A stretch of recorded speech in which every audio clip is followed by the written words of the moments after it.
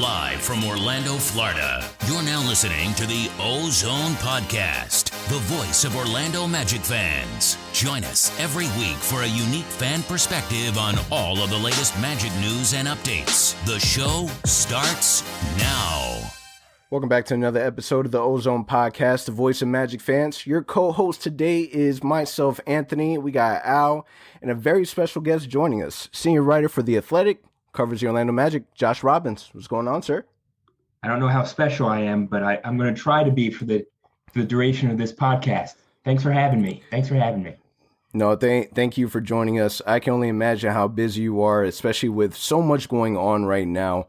But before we get into us talking about Magic basketball, the All-Star break is coming up, and during this time frame, is it a break for you also? Is this a time frame where you're able to kind of step back a little bit and kind of relax, or is it still full throttle for you?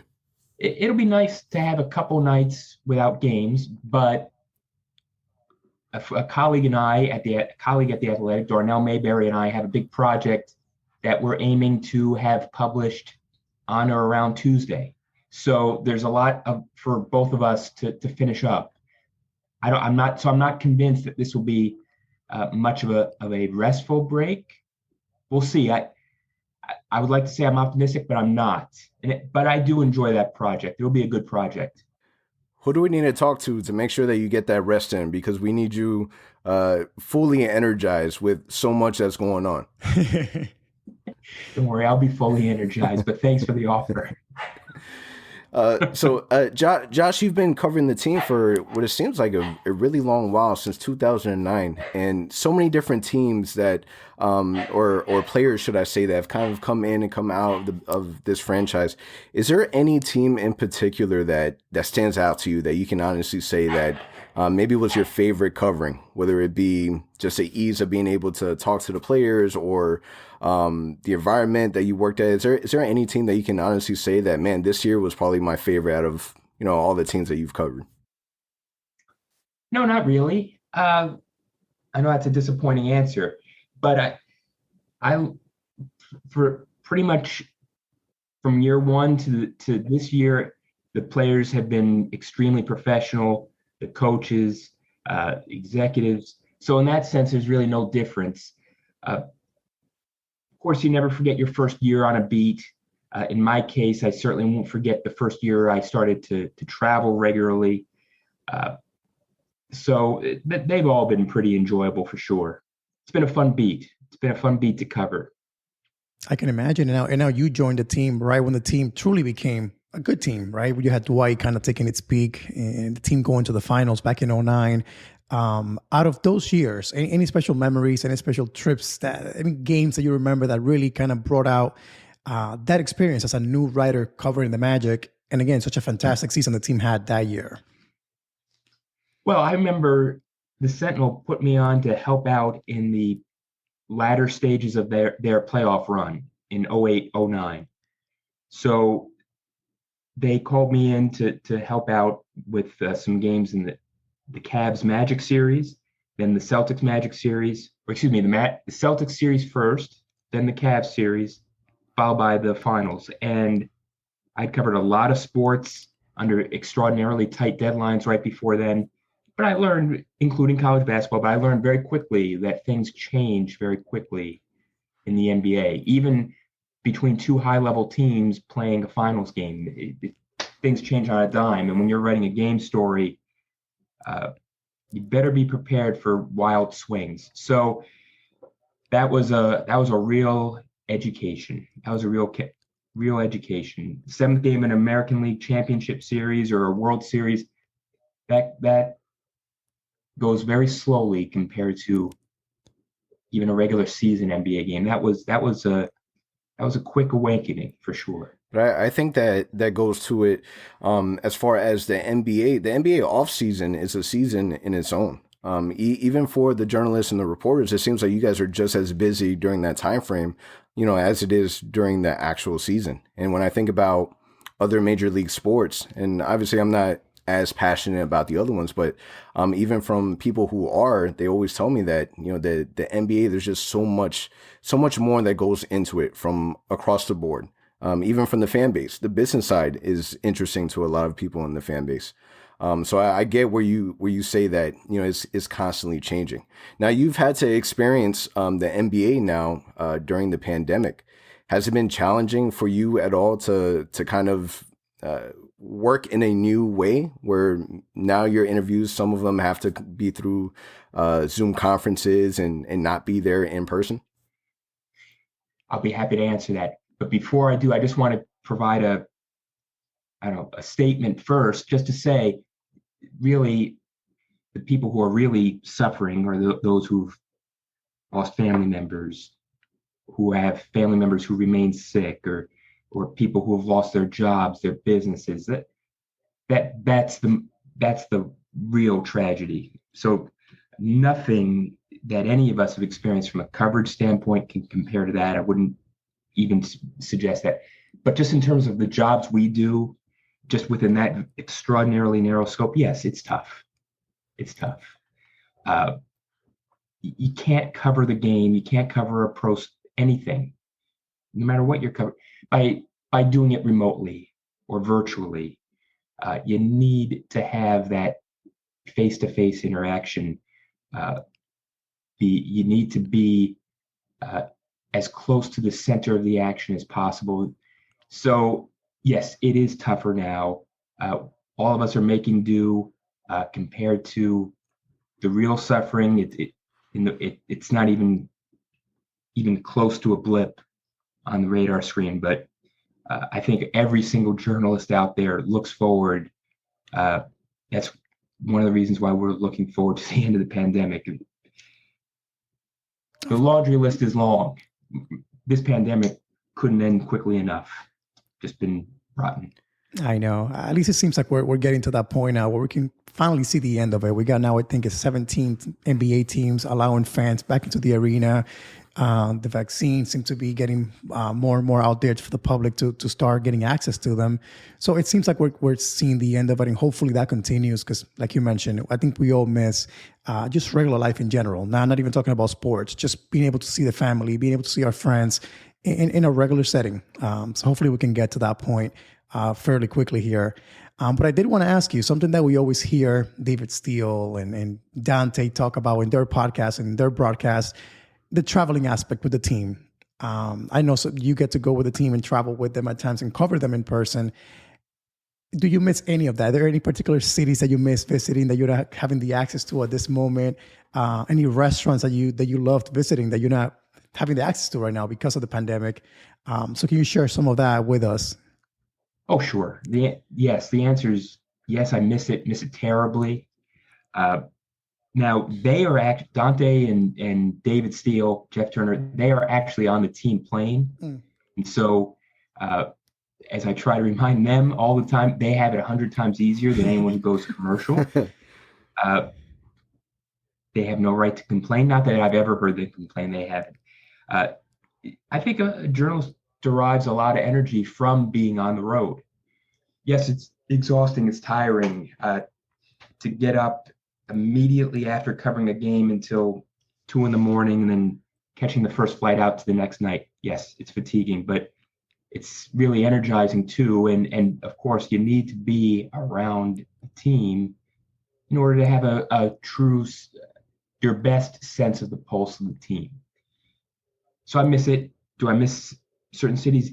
Without question. I miss a lot of cities that probably people wouldn't expect me to miss. I was just thinking the other day how much I missed going to Memphis because that was the last game they played on the road under real circumstances. That's right. I even miss Minneapolis because it's freezing cold there. I miss it. Miss the chili at the Loon Cafe practically across the street from the Target Center.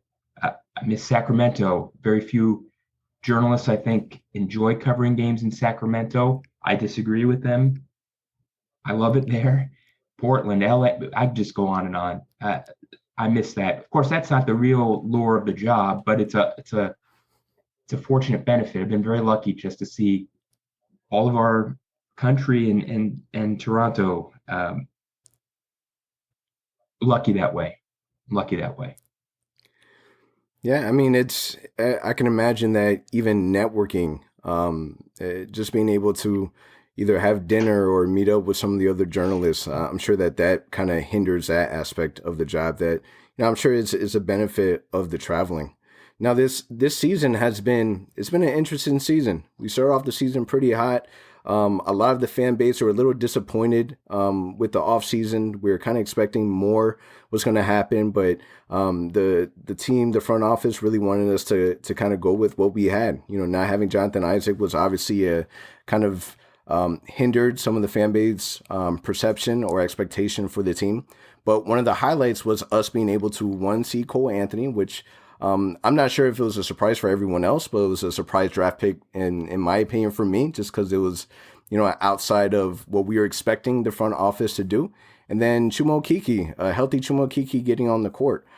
Seeing these players up to this point of the season, obviously injuries have occurred with them as well, but have they exceeded your expectations where maybe they've played a little bit better than what you thought these two rookies were able to contribute to this team up to now?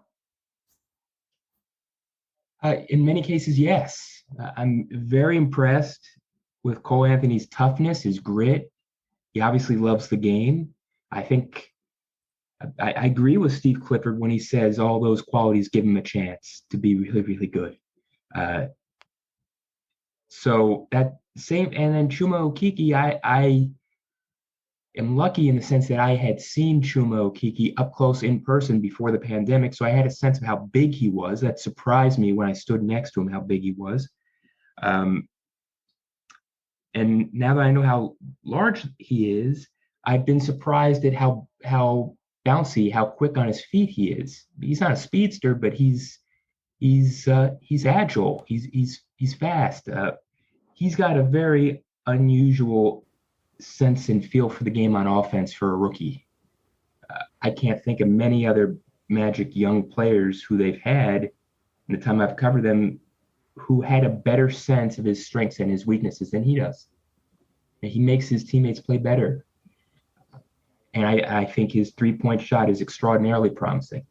So I think that they are two promising prospects. I think they're probably still will be complementary players in the long term, but they have the possibility to exceed that. Yeah, I think for me personally, what has surprised me the most is, like you mentioned, Okeke shooting. You just think of a rookie coming into the NBA, not having any practice time in him. He'll be maybe afraid at the beginning to look for his shot, and he hasn't been at all. Like if he's open, he's shooting that 3-point shot, and not only that, but he's actually making them as well. So that's impressive for Magic fans because we haven't had a rookie come out of college with shooting potential. Let's call it that. It's always been defensive-oriented players. And then, of course, Cole Anthony as well, known as a guy that can score. To see him do it at the NBA level, again, with no summer league, no training camp, really a fully training camp, it's exciting for us Magic fans because, again, we haven't really seen that in seems like forever. So something for us fans to look forward to as they progress and they continue to grow in their careers. Yeah, true. And a lot of the fault for this is me. I didn't expect Mo Bamba to be a potentially elite 3-point shooter. So when I wrote about him to begin with, I just didn't expect a 7-footer to get there as quickly as he has, if ever at all. It turned out that in retrospect, he's as much of a shooter as Chuma Okeke and Cole Anthony. So in reality, their last 3 draft picks have scoring potential in that sense. Yeah, and that's it. I had a conversation with a couple of friends not too long ago, and we viewed Cole Anthony as a fun draft pick, if for lack of better words, and we've really enjoyed. I mean, it's unfortunate how he was able to get the amount of minutes that he's playing with the injury of Markelle Fultz. And if there's one thing that I can say about both Chuma and Cole Anthony is that we've already seen at least a little bit of growth from the two of them. And, unfortunately, with all the injuries, they're forced to get more of an experience. But have you felt as if this is really helping with their development? Because a lot of the fear was, maybe Kawhi Anthony isn't ready, but we're kind of forced to throw him into the fire. But with the amount of, I would imagine the time that he's played before his injury, do you feel long term it would benefit him being able to play in that role, and maybe next season even better the relationship with him and Markelle with his comfortability on the floor? I think it has helped him because he has the toughness not to get discouraged or significantly discouraged by failure. To put a young point guard, and he's not a natural point guard, so it was always going to be a difficult adjustment for him. To throw him into the fire as a rookie would be tough under the best of circumstances. He's had the worst of circumstances, like all the other rookies in the league this year because of the lack of summer league, pandemic, all that. It would be really disconcerting if he wasn't as tough as he is, if he didn't love the game as much as he does. So yes, I do think it's helped him. He'll get back into the swing of things once he's fully healed. His sling was off last night. I think that's probably it's certainly progress. I think it will help him in the long run. And the minutes, Chuma Okeke, that's going to help. It's going to help him in the long run too. No question. No question. It's not always that way though with a rookie. Yeah, now, one name you brought up a few minutes ago was Mo Bamba. And again, we know him and Cole Anthony are really good friends. I did want to ask you, because this is a hot topic anywhere that you follow the Magic, whether it's on Twitter or Instagram, wherever you follow the Magic, it's a huge topic. And that is, what are your thoughts on the way that the Magic are bringing up Mo Bamba along? We know he got hurt last season. He lost some minutes because of that. Then COVID happened, heading into the bubble. So he missed a large portion of that. But finally, it seems like he is healthy. Injuries are not an issue anymore. But yet, we're still having this debate whether why is he not getting more minutes ahead of Ken Birch?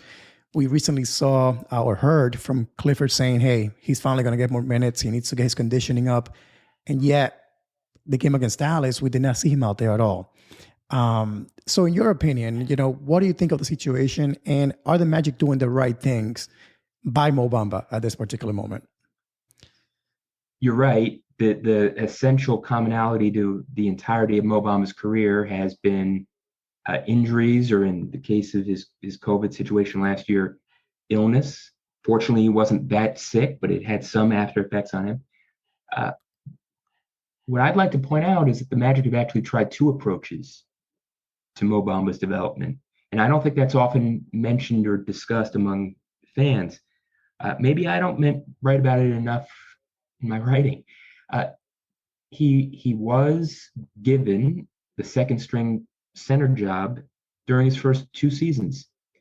And I think that there would have been I think it was obvious in year one, Ken Birch, the better player. Team played better later in the season when Ken Birch became the second string center. The next year, Mo's second year, after a rough offseason, which he couldn't, but that really hampered his development, he was a second string center again. Was he gifted minutes? Maybe that's too strong a word. Team needed to see him play, but he was the second string center. Now the team actually, for the most part, has done something different. I don't think the playing situation his first 2 years helped him much. I don't agree with the sense that all you have to do is put any young player out on the floor and he'll automatically blossom. I don't think so. That wasn't the case with JJ Redick. So I don't think a one size fits all approach always helps. The situation, I think Mo now needs to play. I think this season, it's not over, but even if the Magic make the play-in tournament, they don't have much of a chance to make any noise. If they were to get out of the play-in tournament, I think they have to see what the third-year version of Mo Bamba is like. And as much as all of us who follow the team and are interested in the team, and I'm including journalists in there who have no rooting interest, I'm as eager as you are to see what Mo can do. I don't think it's fair to him right now to evaluate on how he's playing now because he can't build a rhythm.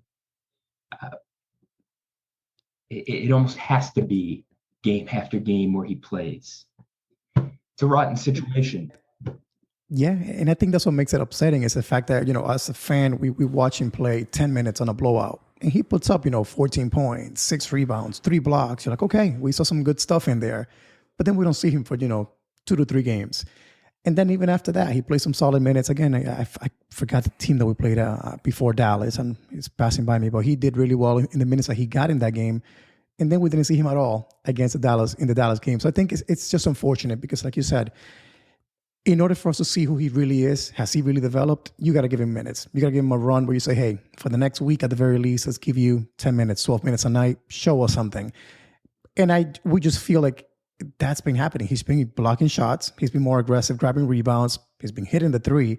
But then you don't see him for a few games. So it's just tough as a fan base to kind of say, hey, that's fair to him. The take now is, even I go to Amway pretty much to every game. You can hear the grounds in the crowd. You can hear the crowd wanting and chanting his name. It's now become a thing where the fans want to see him play. And mainly it's due because of the season, how it's gone. The team is now winning. So it's a perfect time to kind of see what he can do out there. If not now, then when? Oh, good points. I understand fans' frustration. What I have discovered in my reporting and in his prior 2 years is that there's a big gap between the way fans feel he's played and the way people inside the sport, and by that I mean scouts, executives for other teams, feel he's played. There's a discrepancy there. Shot blocking, and he does block shots at an elite rate, I agree. That's not necessarily indicative of rim protection. Mm-hmm. I get that the analytics say he has extreme potential and he's actually played very well. That doesn't always meet the eye test. Maybe we're wrong. The people who see it with our eyes, maybe we're wrong.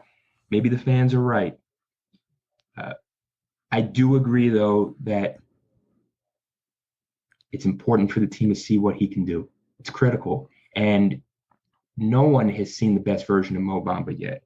And you mentioned the fourth quarter, I think it was against the Bulls in that blowout. He looked great.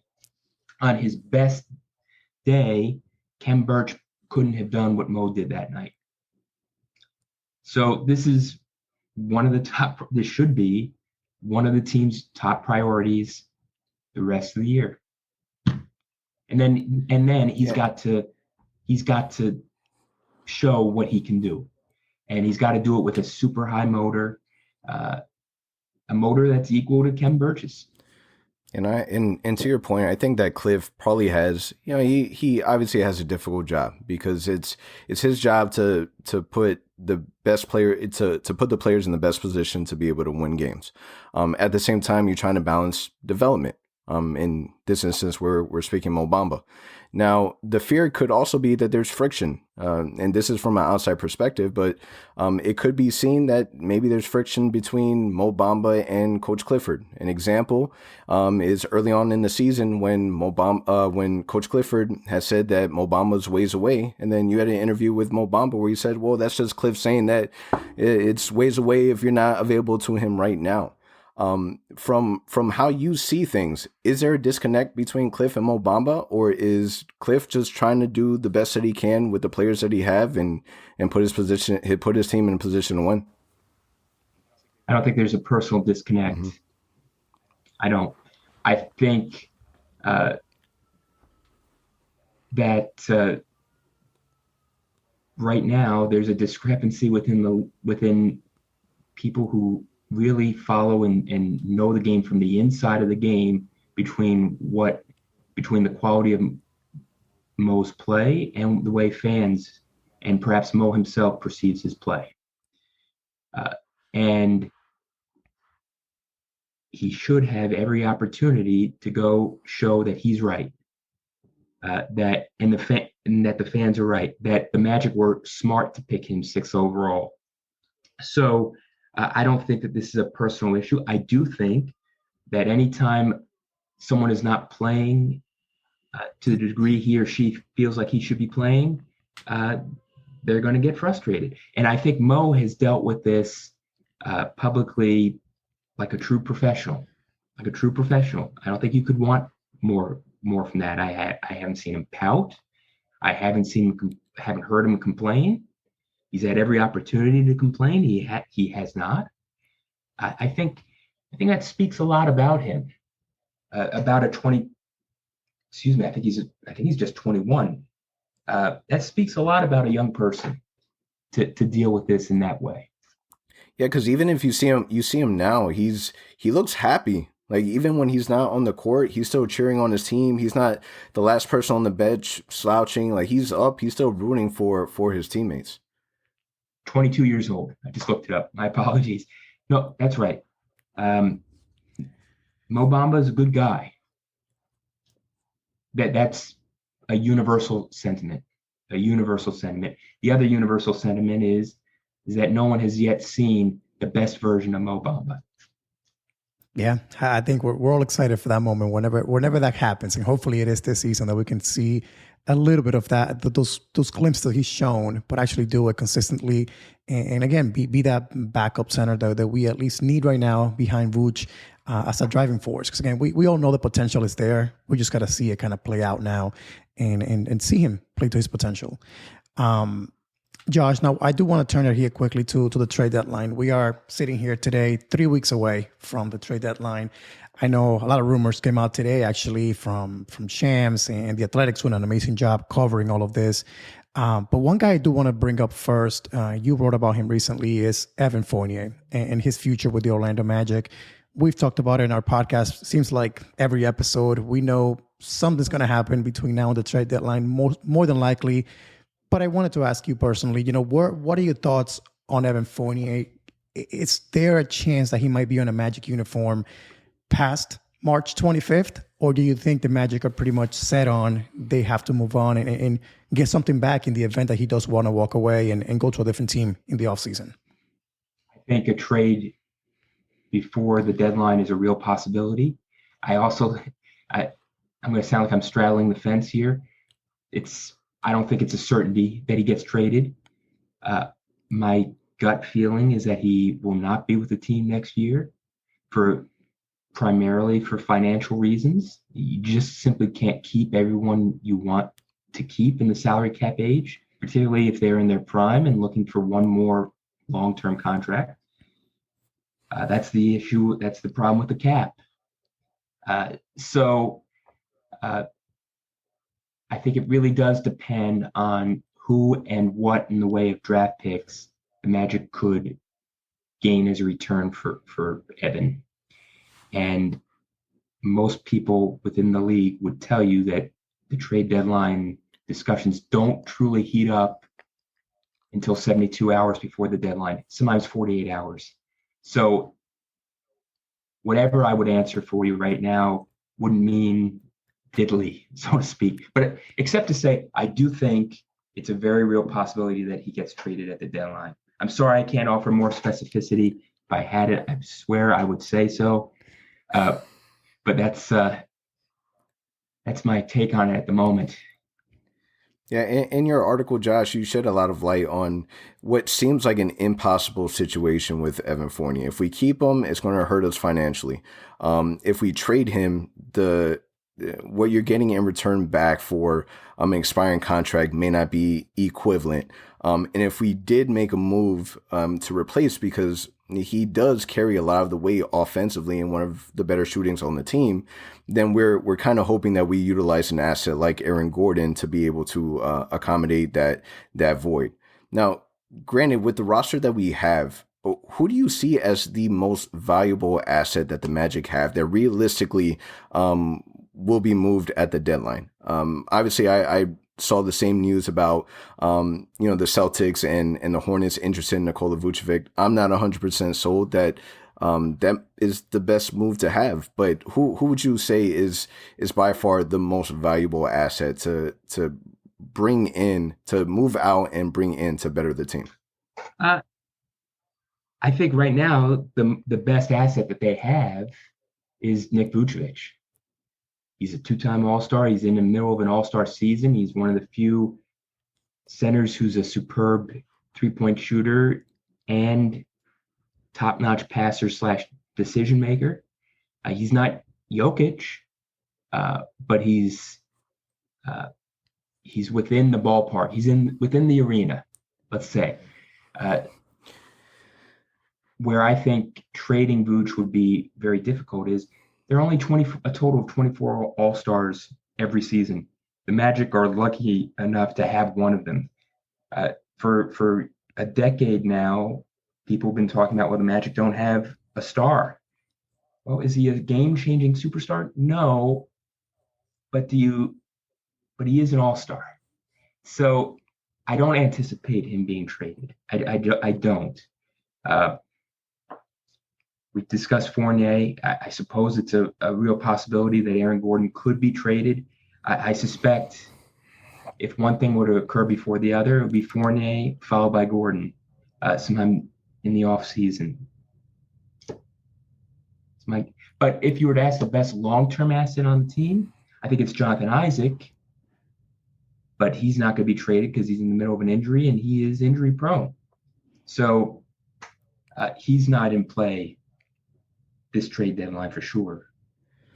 Yeah, because the way that I always viewed it is kind of like all these other teams, they can show all the interest they want in Nikola Vucevic, but is the front office really willing to part ways with it?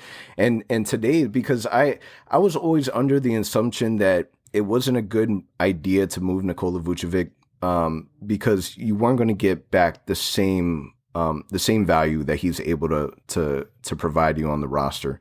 So when I heard today that, the executives are saying that in order for the Magic to move on from Nikola Vucevic, that we would need back a pretty huge haul, which was surprising for me to hear. And at the same time, I don't know. I just can't see if there's one thing that the Magic haven't had to worry about in a really long time is the center position. And the idea of parting ways with a player of Nikola Vucevic's caliber and now having a void at the center that is able to contribute what he's able to contribute, it's a little scary. I'll be honest with you. Interesting. Yeah, I hear where you're coming from. Magic are what, 13 and 23 right now? Mm-hmm. Where would they be under these circumstances if Vucevic had missed half the games? They'd be 9 and 27 at best, maybe. As with many of these things, be careful not you, Anthony, not you, Al, but be careful what you wish for. Be careful about what you wish for when people say, hey, yeah, I'd like to see Evan Fournier go. Well, he's also a 40% career three-point shooter who scores 18 and a half points a game. You lose him and you bring back no one in return, you're going to feel a hit. The team's going to feel a hit. The sentiment you just described, Anthony, about the void Vucevic's departure would create, I'm sure that is one of the stumbling blocks in Jeff Weltman's and John Hammond's mind, without question. Now, on the other spectrum of that are the fans that say, hey, Vooch is playing out of his mind, best he's ever played in his life right now. Is this the time the Magic can cash in and say, hey, let's get a major haul for our star player, knowing that development is what's in the future, whether it is for Fultz or Isaac or Okiki, Anthony, all these young guys. It's that maybe at the right mindset to say, hey, he is 30 years old, turning 31 next season. Do you cash in now on that player that you've developed and you've gotten to this point now that you can get a solid return back? Because a few years back, Vucevic would not have yielded you nothing in return of magnitude. Now he is. So what are your thoughts on fans that think that way? Well, they're not wrong from an asset management. I hate to use the word asset. We're talking about people here. If you're talking about his skill set, it's near elite. It's near elite. Certainly for the center position offensively, it is elite. Fans are not wrong in terms of trying to bring back the best possible players or draft picks for Vucevic. all of this right now, though, is an assumption in our minds, yours, Anthony's, and mine, that he would bring back that his trade value is very, very high. I suspect it's as high as it's been. The fans are not wrong, but fans should think that that there's a third dimension here. If the team starts a major rebuild, it could take another 10 years to get another two-time All-Star. True. That is true. And so much of what is important for next year is to get the most out of Jonathan Isaac, Markelle Fultz, Chuma Okeke, Cole Anthony, Mo Bamba. In the first four names I described, they all ostensibly would play alongside Vooch, at least at times. And so if you don't have a quality offensive player along Vucevic's caliber, the development of all four of those players would be diminished, because Magic have problems scoring now. Just imagine how bad it would be if there were no Vucevic. And I don't think that's the best thing for the growth of Markelle, for J.I., Chuma, Cole Anthony.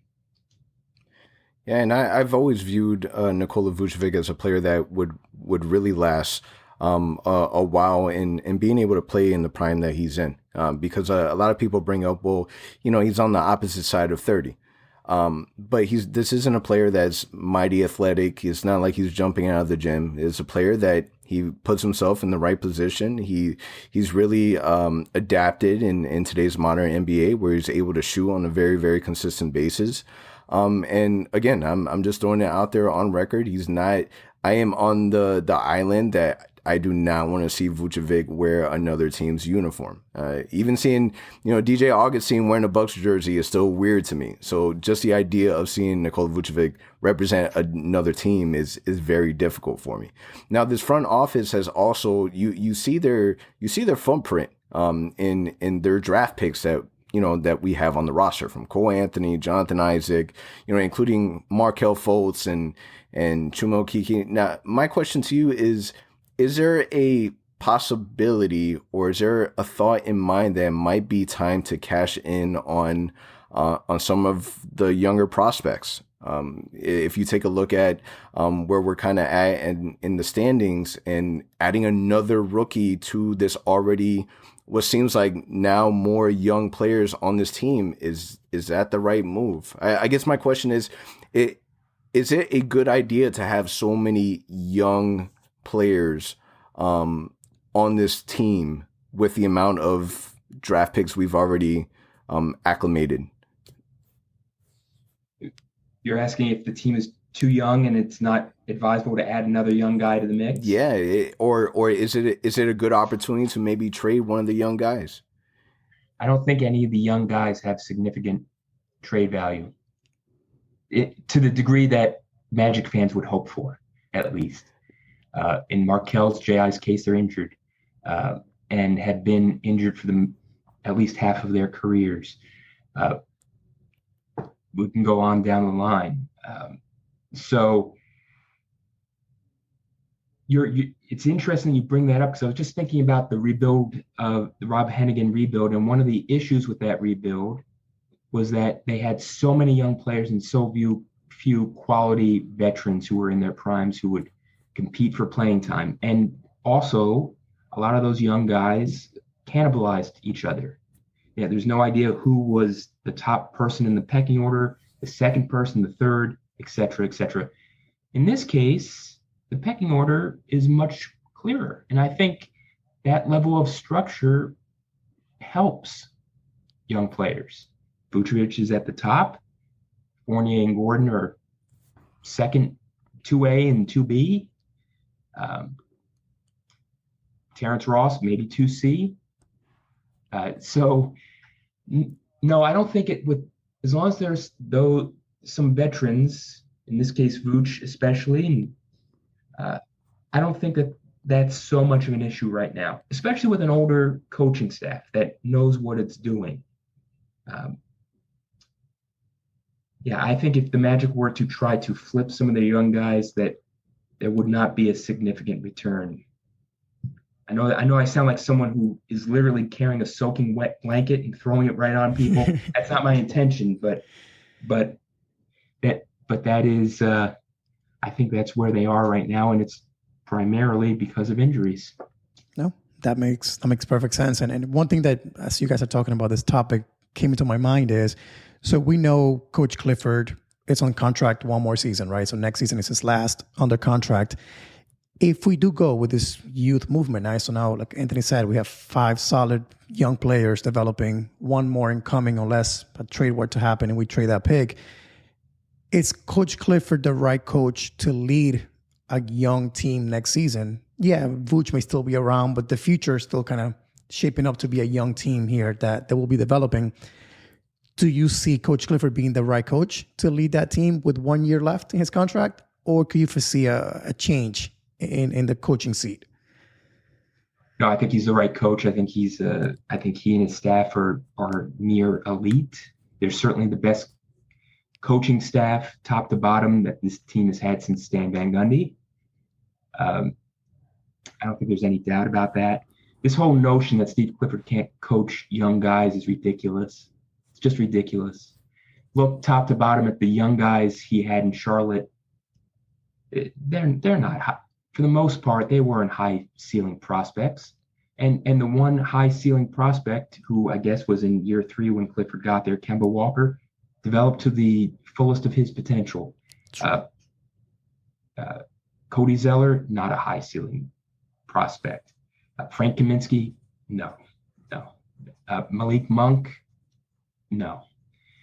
So this narrative, I just think is false. This narrative that he doesn't play young guys, I don't think that's accurate either. For example, year 1, year 2, Mo Bamba played. This year, before they were totally overridden by injuries, Cole Anthony and Chuma played. So I think one of the things that fans don't take into account is experience. Coaches who know what they're doing, and the assistant coaches know what they're doing too, they are the best coaches, I think, to make players better. You speak to Vucevic, Kem Birch, they credit not just Clifford, they credit Mike Batiste. Jonathan Isaac credits Pat Delaney, Markelle Fultz, Steve Hetzel, Wes Iwundu when he was here, credited Ty Corbin. So yes, I think that they're the right group. Now, what would change is if the front office decides to totally hit rock bottom and lose for years in the hopes of getting the top draft pick in the lottery. In that case, I think things would be miserable for Steve Clifford. I don't think he would I think it would be very unpleasant for him. I'm not saying he wouldn't want to be the coach anymore, but then I think the dynamic changes. I don't anticipate the team is going to go into a full-on rebuild. As a matter of fact, even if they do part ways with Evan and Aaron Gordon, you can make the case that with J.I. and Markelle returning, the team would still be better, far better next year than it is now. And it sounds like from the fan base and kind of what we hear, it seems like there's a lot of people that are kind of bipolar when it comes to Steve Clifford. Sometimes they love him, sometimes they don't. Some people complain about his rotations. The whole Mo Bamba situation has definitely ruffled some feathers with some of the fan base. But if there's one thing that I've always noticed and respected about our coaching staff is that players have nothing but positive things to say about him. And especially where it's so easy to maybe lose a locker room, that's not the case with this team whatsoever. And this is a coach that has long ties with the Orlando Magic, and I think fans quickly forget that we went a really, really long time without seeing any postseason play. And in just a matter of a limited time, Clifford was able to get us back there. Another way to look at it, I think all that's well said. Another way to look at it is can anyone look at the last 2.5 seasons and say this team underachieved with whatever, again, remembering that they've been injured for significant portions of his tenure.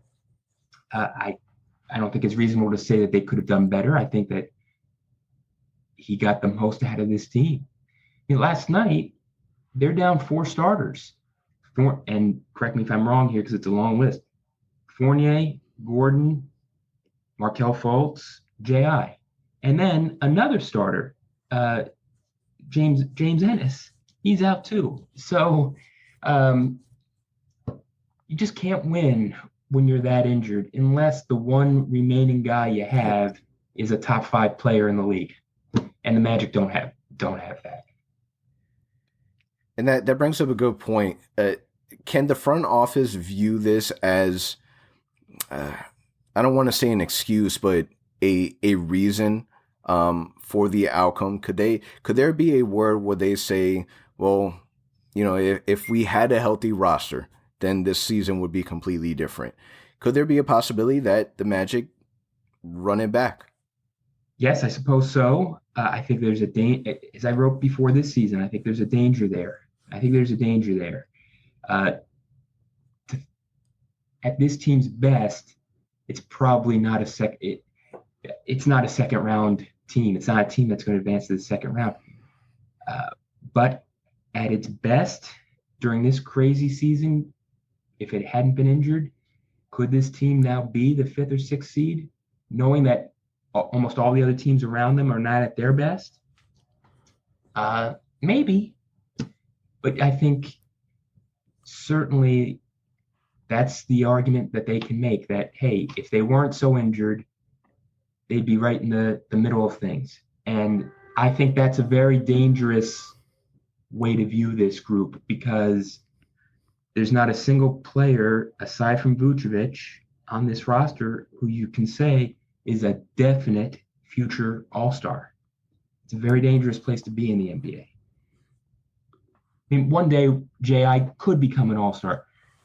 If Markelle Fultz gets his shot back, I think he'd shock a lot of people. But the fact that there's doubt that's a problem.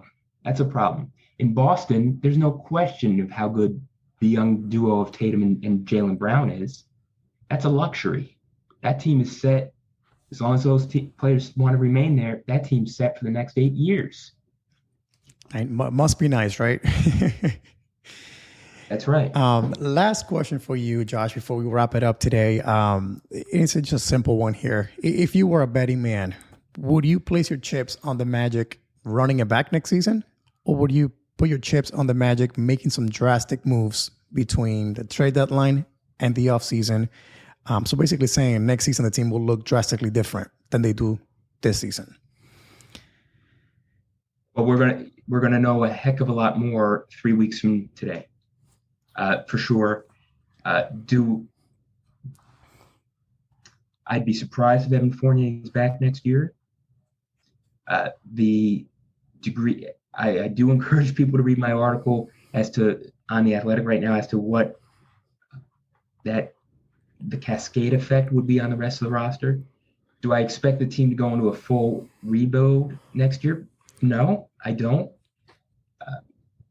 But I think the team will look different at the start of next year. I do. Josh, in case you don't hear it enough, you do an amazing job covering this team. And if you are not subscribed to The Athletic, it is something that you should have done a year ago, because the amount of information and content that you bring out, not only is it valuable, but one of the things that I appreciate about you the most is that you really have a ear for the fan base, and any questions that you find is circulating, one, you're not afraid to ask it, so you hold the team accountable, and two, you provide us the answers to the questions that we have, which I know unless people are subscribed and are reading your articles, it may be overlooked as if, it's something that you're not doing, but you do an amazing job all around. And I want to take the moment and just say that we definitely appreciate the amount of work that you put in. Well, my pleasure, and thank you. And I'll repeat my spiel that I usually say. It's not the job of professional journalists to root for a team or root against for a team. So in that sense, I'm I am disinterested, but that doesn't mean I'm not interested in the job I do. I love the job I do, and I think the team is fascinating, and I hope that comes through. So I hope that makes sense, and I hope that passion and that energy comes through. So to hear you say that, it's made my week. Thank you. Absolutely. Josh, thank you so much for joining us. Amazing episode, and thank you everyone for listening. That's a wrap. Thank you for listening to the OZone Podcast, the voice of Magic fans. Follow us on Twitter and Instagram at the OZone Pod. And remember to subscribe and leave a 5-star review on all your favorite podcast listening platforms.